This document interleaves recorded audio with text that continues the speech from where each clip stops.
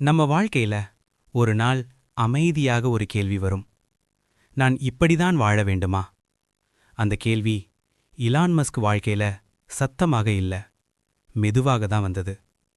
தென்னாப்பிரிக்காவில் பிறந்த ஒரு அமைதியான பையன். பள்ளியில் அவனை யாரும் புரிஞ்சுக்கல. நண்பர்கள் குறைவு, அவமதிப்பு அதிகம். ஆனா அந்த தனிமையில் ஒரு விஷயம் வளர்ந்தது: சிந்தனை. விளையாட்டுகளை விட புத்தகங்கள் அவனுக்கு பிடிச்சது. கதைகளை விட உலகம் எப்படி வேலை செய்கிறது அதுதான் அவனுக்கு ஆர்வம். ஏன், எப்படி?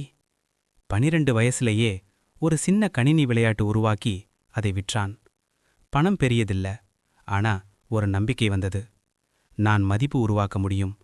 அந்த நம்பிக்கைதான் அவனை அமெரிக்காவுக்கு கொண்டு போனது. படிப்பு முடிச்சிட்டு ஒரு நிறுவனம் தொடங்கினான்.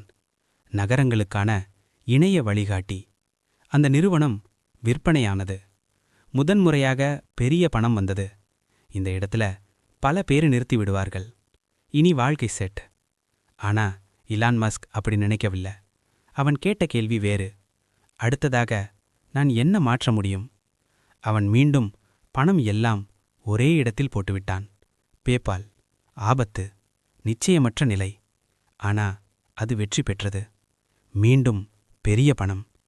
இப்போ அவனுக்கு ஒரு பெரிய தேர்வு: சுகமான வாழ்க்கையா அல்லது அர்த்தமுள்ள வேலைவா? அவன் தேர்ந்தெடுத்தது அர்த்தம். விண்வெளி, மின்சாரக்கார்கள், சுத்தமான எரிசக்தி. நிபுணர்கள் சிரித்தார்கள். இது முடியாது, மிகவும் ஆபத்து. ஆனா இலான் மஸ்க் சிரிப்பை கேட்கல, பிரச்சனையை கேட்கிறான். பின்னர் உண்மை தாக்கியது. விண்கலங்கள் தோல்வி, டெஸ்லா பண இழப்பு. ஒரே வருடத்தில் அனைத்தும் சரிய ஆரம்பிச்சது. ஒரு கட்டத்தில் வங்கிக் கணக்கு கிட்டப்பட்ட 0. மன அழுத்தம், பயம், தனிமை. ஆனா அவன் கைவிடவில்லை. ஒரே ஒரு வாய்ப்பு, கடைசி விண்கலம். அந்த விண்கலம் தோல்வி என்றால் அனைத்தும் முடிவு. அந்த விண்கலம் வெற்றி பெற்றது. அந்த தருணத்திலிருந்து அவனுடைய வாழ்க்கை மட்டுமில்ல, வரலாறே மாறியது. நாசா ஒப்பந்தங்கள், டெஸ்லா வளர்ச்சி. இலான் மஸ்க் பணக்காரனானது சம்பளத்தால் இல்ல, உரிமையால்.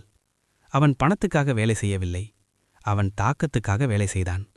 பணம் பின்னாலே வந்தது. இந்த கதை நமக்கு சொல்லும் பாடம் ஒன்றுதான்: சுகம் இன்று நன்றாக இருக்கும், ஆனா ஆபத்துதான் நாளைய வாழ்க்கையை உருவாக்கும். நாம் எல்லாரும் இலான் மஸ்காக முடியாது, ஆனா அவன் போல சிந்திக்கலாம். சின்ன தொடக்கம், நீண்ட பொறுமை, ஆழமான கவனம். இப்படித்தான் எதிர்காலம் உருவாகும். இந்த கதையிலிருந்து நாம எடுத்துக்கொள்ள வேண்டிய கடைசி பாடங்கள் சிலதான். முதல் பாடம்: பணம் இலக்கல்ல, பணம் ஒரு பின்விளைவு. மதிப்பு உருவாக்கினா பணம் தானாக வரும். இரண்டாவது பாடம்: சுகமான வாழ்க்கை வளர்ச்சியை கொள்ளும், அசௌகரியம்தான் மனிதனை உருவாக்கும். மூன்றாவது பாடம்: உடனடி வெற்றி ஒரு மாயை. இலான் மஸ்க் வெற்றி பெற 10 ஆண்டுகளுக்கும் மேலாக தோல்விகளை தாங்கினார். நான்காவது பாடம்: சம்பளத்துக்காக மட்டும் வேலை செய்யாதீங்க, கற்றுக்கொள்ளுங்க, உரிமை உருவாக்குங்க, உங்களுக்கே ஒரு மதிப்பு கட்டுங்க. ஐந்தாவது பாடம்: நீங்கள் எங்கிருந்து வருகிறீர்கள் என்பதல்ல முக்கியம், நீங்கள் எங்கு போக முடிவு செய்கிறீர்கள் என்பதே முக்கியம். மற்றவர்கள் நம்பவில்லை என்றாலும் உங்கள் கனவுகளை நீங்களாவது நம்புங்க. இந்த பாட்காஸ்ட் முடிந்த பிறகு ஒரு கேள்வி மட்டும் உங்களுக்குள் இருக்கட்டும்: நான் இன்று எதை தொடங்கலாம்? சின்னதாக தொடங்குங்க, மெதுவாக வளருங்க, ஆழமாக நம்புங்க.